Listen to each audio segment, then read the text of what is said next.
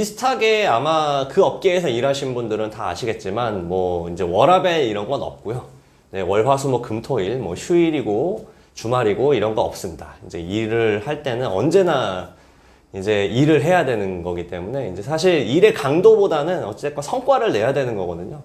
일을 뭐 성과를 많이 내면은 잘 내면은 뭐 일을 적게 해도 됩니다. 뭐 빨리 퇴근해도 되고 뭐 칼퇴를 해도 됩니다. 하지만 이제 그런 시스템적으로 그만큼의 성과를 내려면 거의 하루도 빠지지 않고 특히 이제 주말 같은 때는 열심히 이제 골프 접대나 술 먹고 이제 접대하는 일들을 많이 했기 때문에 사실 연봉이 높은 만큼 업무 성과나 어떤 정신적인 스트레스는 굉장히 상당하다라고 이제 아시면 될 것 같습니다. 기본적으로 뭐 이제 출근은 뭐 당연히 이제 증권사니까 아침 8시에 출근을 하고요.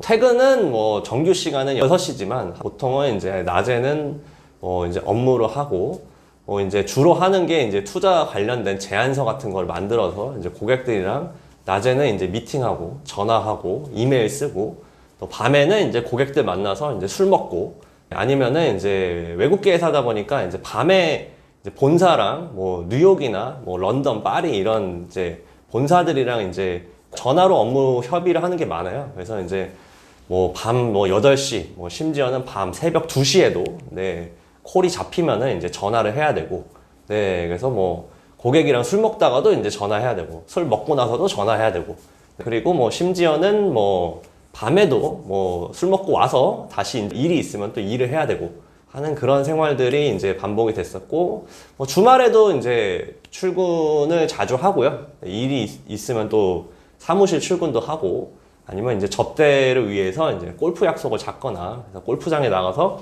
고객과 이제 시간을 보내고 네, 그런 일이 많기 때문에 업무 강도는 뭐 월, 화, 수, 목, 금, 토, 일 하루도 빠짐없이 거의 다 일한다 이렇게 보시면 될 것 같습니다.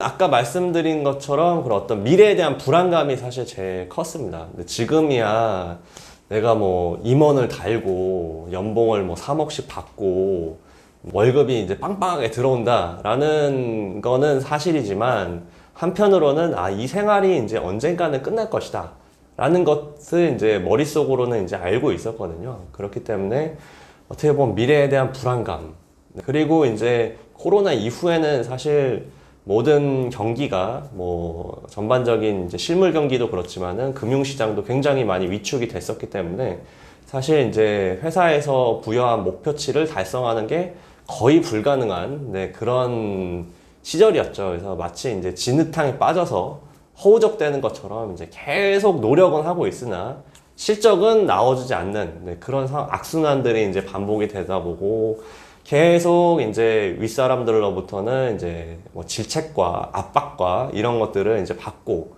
하다 보니까 자연스럽게 이제 그때부터 처음 깨달았던 것 같아요. 내 직장 생활이 이제 얼마 남지 않았겠구나 라는 그런 생각을 가지게 됐고 그러다 보니까 이제 더 어떻게 보면 돈을 쓰지 못하는 그런 심리적인 압박이 생기더라고요. 그래서 오히려 더 아껴서 내 미래를 위해서 뭔가를 해야지 라는 그런 생각으로 더 아꼈던 것 같고요. 더 소비를 줄였던 것 같고 그리고 두 번째로는 이제 사실 이제 연봉이 이제 우리나라도 제가 예전에 이제 아주 어렸을 적에 신입사원 시절에는 저희 팀장님이 뭐 그런 말씀을 하더라고요. 팀장님 제가 한번 뭐 점심 한번 대접해 드리겠습니다. 그랬더니 팀장님이 야 무슨 신입사원이 무슨 뭐 밥을 사냐 너가 나중에 연봉 1억 되면은 그때 너가 나 찾아와서 밥 한번 사 뭐 이렇게 말씀하시더라고요. 근데 그때만 해도 제가 듣기에는 야 연봉 1억 받으려면 거의 대기업에서 임원이 돼야 되는데 내가 연봉 1억 받는 날이 있을까? 라는 뭐 그런 까마득한 미래처럼 생각을 했었는데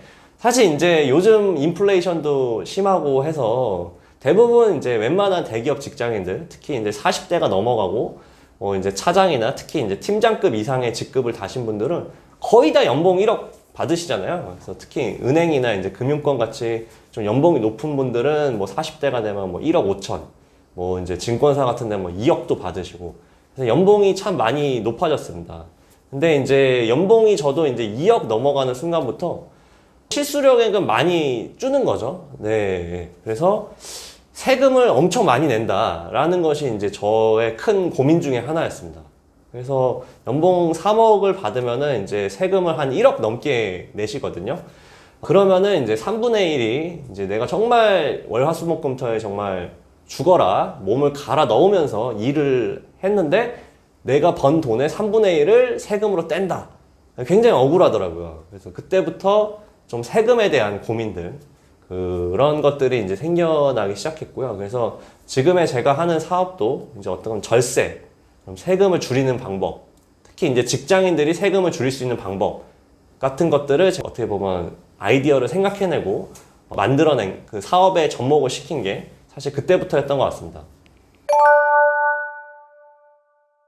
그래서 저도 사실 처음에는 세무사님들을 많이 찾아갔어요. 그래서 뭐 대형 보험사에 되게 유명한 그 세무사님이 계셨는데 저도 이제 뭐 어렵게 이제 물어서 이제 찾아가 보기도 하고, 그리고 이제 좀 스타 세무사다, 어떻게 보면 컨설팅비를 내고 자문료를 내고 이제 한번 상담을 받아보기도 하고 했었습니다. 근데 사실 그렇잖아요. 우리나라 직장인 월급에서 우리나라 세법 체계상 직장인이 사실 세금을 줄일 수 있는 방법은 거의 없다고 보시면 될 것 같고요.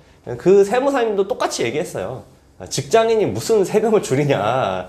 세금을 줄이는 전략 이런 거는 어떤 사업하시는 분들 아니면은 뭐 자산가들 어떤 부동산이나 이런 거를 뭐 법인을 통해서 부동산을 취득한다든지 뭐 어떤 창업을 통해서 어떤 세금을 줄인다든지 뭐 증여세를 줄인다든지 이런 것들이지, 아니 무슨 직장인이 세금을 어떻게 줄이냐라는 것들이 이제 그분들의 답변이었고, 그래서 이제 흔히 말하는 요즘 뭐 그분들이 제시한 솔루션은 요즘 흔히 다들 직장인들이 알고 계시는 그런 IRP, 퇴직연금 뭐 이런 거 열심히 부어라, 네, 라는 이제 뻔한 솔루션들을 이제 주셨거든요. 그래서 이제 저 같은 경우는 이제 그때 더 오기가 생겼던 것 같아요. 아니, 내 친구 중에 사업하는 사람은 연소득이 막 5억, 6억씩 막 하는데 그 친구는 세금 거의 안 낸단 말이죠. 뭐 내도 정말 퍼센테이지로 따지면 뭐 10% 낼까? 20% 낼까?